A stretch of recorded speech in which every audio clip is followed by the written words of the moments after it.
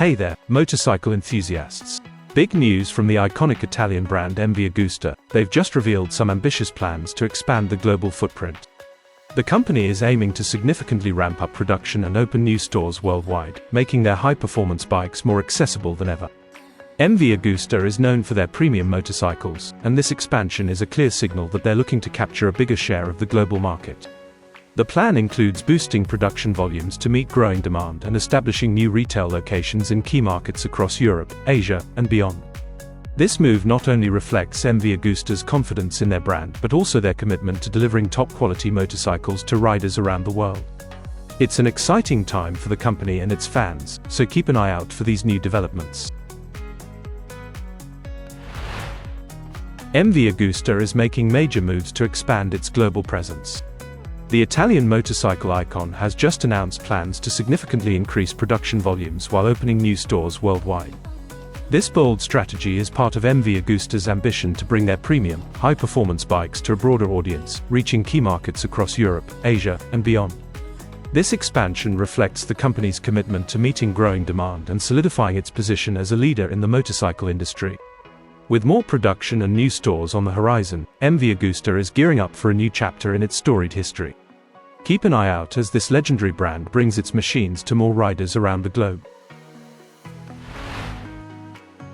BMW has just unveiled the new M5 Touring, marking the model's return after 14 years. This high-performance estate combines practicality with the power of a 717 bhp plug-in hybrid system. The M5 Touring shares most of its DNA with the M5 Saloon, featuring a 4.4-litre V8 paired with an electric motor, allowing it to sprint from 0 to 62 miles per hour in just 3.6 seconds. Despite its practical estate design, the M5 Touring offers the same dimensions as the Saloon, but with a massive 500 litres of boot space, expandable to 1,630 litres with the seats down. Not only is it fast and practical, but it's also priced competitively at £112,500, just £2,000 more than the M5 Saloon. With this release, BMW is bringing high-performance luxury to the estate segment once again, proving that power and practicality can indeed coexist. The new Skoda Octavia VRS has officially arrived, offering both hatch and estate versions, and it's packing the same 262 bhp 2.0-litre petrol engine as the VW Golf GTI. This performance boost allows the Octavia VRS to hit 0 to 62 miles per hour in 6.4 seconds, though it's slightly slower than its VW sibling. The VRS comes with a 7-speed DSG gearbox and an electro-hydraulic differential lock, improving grip, while the chassis has been lowered by 15 mm for better handling. On the exterior, it features sporty updates like restyled bumpers, black accents, and 19-inch alloys. Inside, drivers will enjoy a 3-spoke multifunction steering wheel, sports seats, and red contrast stitching. Starting at £38,670, the Octavia VRS is priced similarly to the Golf GTI, making it a compelling choice for those seeking GTI power with the practicality of a Skoda.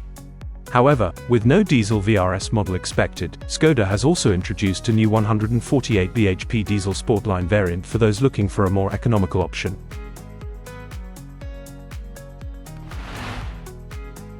Mazda is making waves as it ends its free connected services trial, which had been offering customers features like remote start, vehicle health alerts, and keyless entry since 2019.